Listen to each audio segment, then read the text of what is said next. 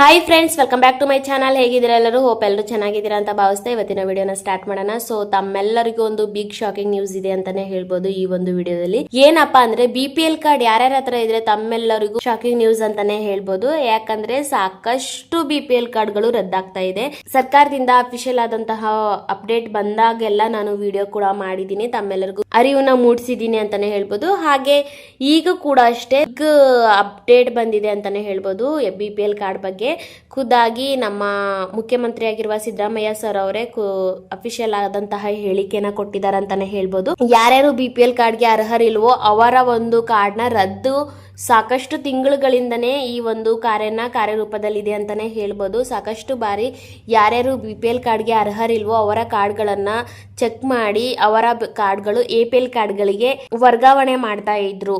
So ಸಾಕಷ್ಟು benefit ಇದೆ ಈ BPL ಕಾರ್ಡ್ ಇರೋರಿಗೆ. ಒಂದು ಉಚಿತವಾದಂತಹ ನ್ಯಾಯಬೆಲೆಯಲ್ಲಿ ರೇಷನ್ ಸಿಗೋದಾಗ್ಲಿ, ಅಥವಾ ಹೆಲ್ತ್ ಕಾರ್ಡು, ಅಥವಾ ಹಾಸ್ಪಿಟಲ್ಗಳಲ್ಲಿ ಇರುವಂತಹ ಉಚಿತ ಆರೋಗ್ಯ ತಪಾಸಣೆ ಇರಬಹುದು.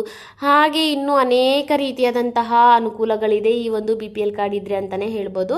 ಹಾಗೆ ಸಾಕಷ್ಟು ಜನ ಈ ಎಲ್ಲ ಅನುಕೂಲಗಳಿರೋದ್ರಿಂದ BPLಗೆ ಅರ್ಹರಿಲ್ಲ ಅಂದ್ರೂ ಕೂಡ BPL ಕಾರ್ಡ್ ಮಾಡಿಸ್ಕೊತಾ ಇದ್ದಾರೆ.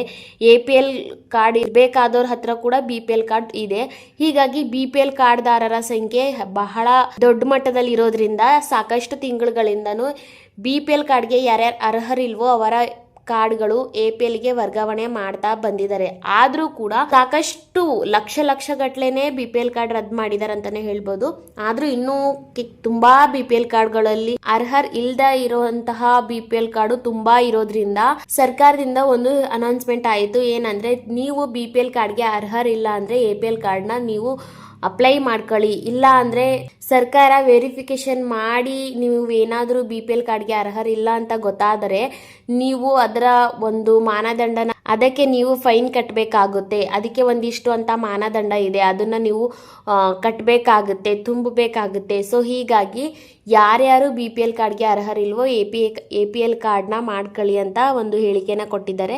ಹಾಗೆ ಸ್ಟ್ರಿಕ್ಟ್ ಆಗಿ ನಮ್ಮ ಮುಖ್ಯಮಂತ್ರಿ ಆಗಿರುವಂತಹ ಸಿದ್ದರಾಮಯ್ಯ ಸರ್ ಕೂಡ ಸ್ಟ್ರಿಕ್ಟ್ ಆಗಿ ಹೇಳಿಕೆನ ಕೊಟ್ಟಿದ್ದಾರೆ.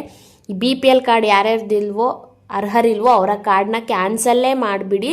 ಜೊತೆಗೆ ಅವರಿಂದ ಒಂದಿಷ್ಟು ಅದಕ್ಕೇನು ಮಾನದಂಡನ ತುಂಬಬೇಕು ಅದು ಕೂಡ ಕಂಪಲ್ಸರಿ ಆದಂತಹ ರೀತಿಯಲ್ಲಿ ತುಂಬಲೇಬೇಕು ಅನ್ನೋ ರೀತಿಯಲ್ಲಿ ಹೇಳಿದ್ದಾರೆ. ಹೀಗಾಗಿ ಮತ್ತೆ ಲಕ್ಷ ಗಟ್ಟಲೆ BPL ಕಾರ್ಡ್ಗಳು ರದ್ದಾಗ್ತಾ ಇದೆ.